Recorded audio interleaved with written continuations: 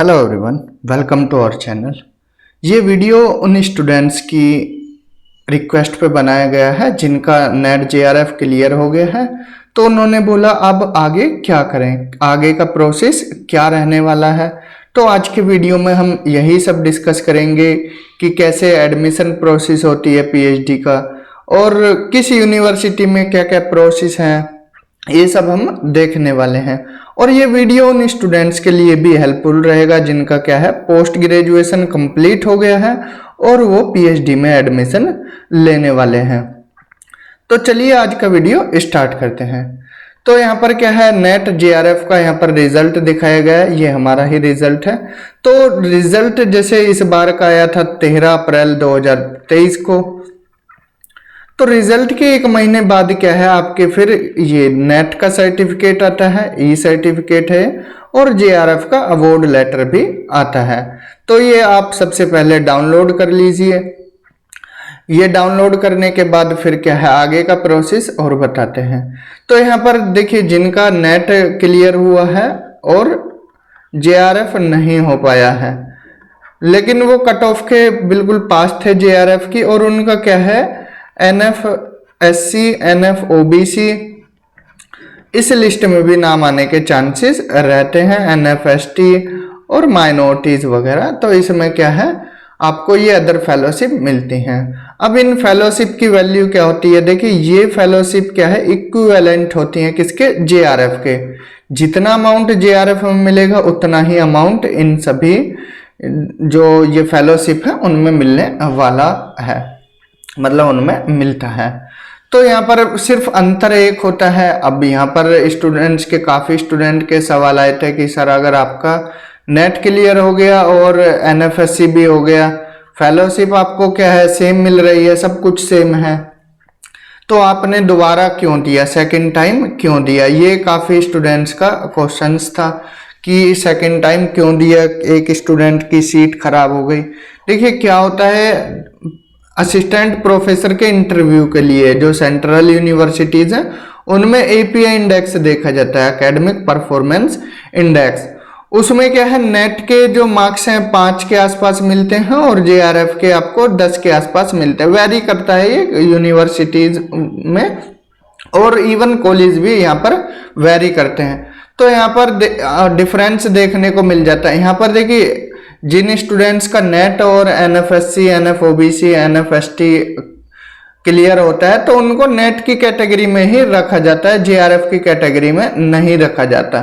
तो उनको जो एपीआई इंडेक्स में मार्क्स मिलते हैं वो किसके मिलते हैं, नेट के मिलते हैं। लेकिन अगर आपका जेआरएफ हो जाता है तो फिर आपको क्या है, यहाँ पर जेआरएफ के मार्क्स मिलते हैं। तो ये एक बेसिक कंफ्यूजन था जो आपको क्लियर कराना था। तो यहाँ पर नेट और जेआरएफ ये क्लियर हो गया, इनके आपको सर्टिफिकेट डाउनलोड कर लेने हैं। देन इसके बाद जो आपका सर्टिफिकेट डाउनलोड हो गया या रिजल्ट आ गया, उसके बाद से आपको क्या है, अपडेट रहना है। किस चीज के लिए अपडेट रहना है, यूनिवर्सिटीज की साइट्स पर जाना है आपको। यूनिवर्सिटीज क्या है, पीएचडी के एडमिशन स्टार्ट कर देती हैं। जैसे ही आपका रिजल्ट आ जाता है उसके एक मंथ के बाद ही प्रोसेस ये स्टार्ट होने लग जाते हैं। तो आप यूनिवर्सिटीज की जो वेबसाइट है उन पे अपडेट रहें। यहाँ पर एक चीज और, अगर आपकी मास्टर्स हो गई है या एमए एमकॉम कोई भी एमएससी हो गई है, एमएससी वाले ये सब क्या है, अपडेट रहे यूनिवर्सिटी से। ये भी इनका नेट जेआरएफ नहीं हुआ है तो वो भी पीएचडी में एडमिशन ले सकते हैं। यहाँ पर क्या है, उनके लिए एक अलग प्रोसेस होगा, वो भी बताया जाएगा यहाँ पर, और नेट जेआरएफ का क्या प्रोसेस रहता है वो सब यहाँ पर बताया जाएगा। तो यहाँ पर पीएचडी एप्लीकेशन वेरियस यूनिवर्सिटीज द्वारा निकाले जाते हैं। देखिए अगर आपका मास्टर्स में क्या है, ज्योग्राफी था, सपोज कीजिए ज्योग्राफी था, तो वो एडमिशन क्या है, मेन डिसिप्लिन में भी ले सकता है और अलाइड डिसिप्लिन में भी।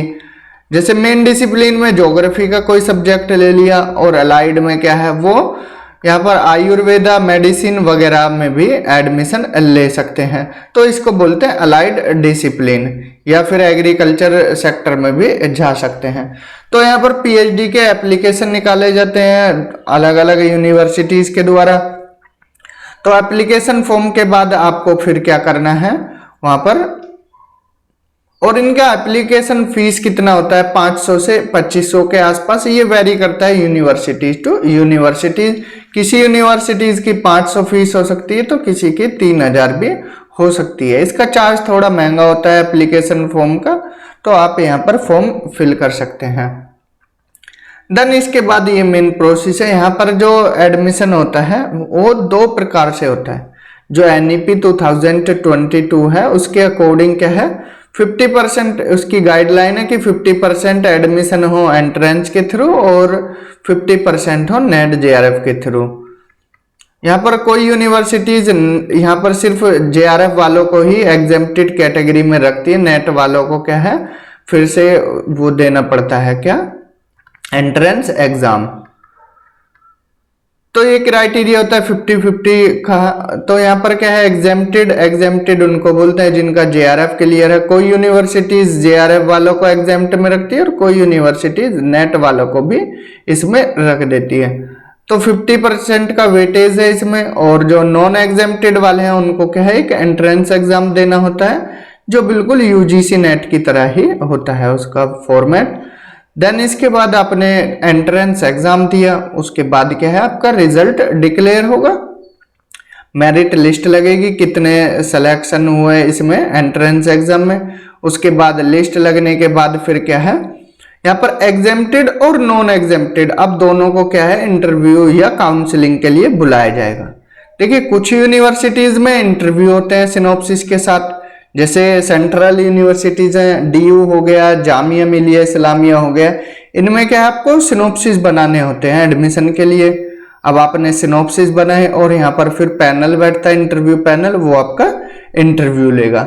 लेकिन कुछ और यूनिवर्सिटीज हैं जैसे स्टेट यूनिवर्सिटीज हो गए, उनमें डायरेक्ट क्या है काउंसलिंग होगी। अगर आपने यहाँ पर एंट्रेंस क्लियर कर दिया या फिर आप JRF वाले हो तो यहाँ पर आपकी काउंसलिंग होगी, डॉक्यूमेंट वेरिफिकेशन होगा, डॉक्यूमेंट चेक होंगे और उन्हीं के बेसिस पर क्या है फिर आपकी फाइनल लिस्ट लगेगी।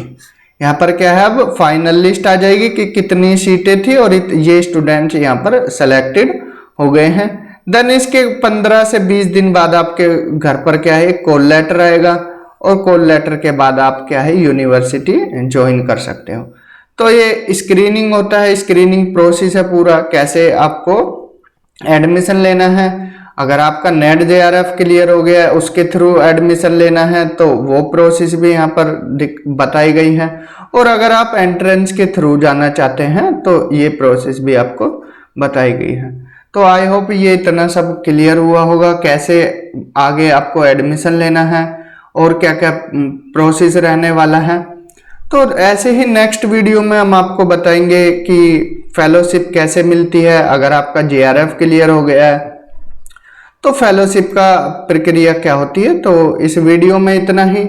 Thank you. अगर आपको वीडियो अच्छा लगा है ज़्यादा से ज़्यादा शेयर कीजिए, चैनल को सब्सक्राइब कीजिए। तो इस वीडियो में इतना ही। Thank you. Have a good day.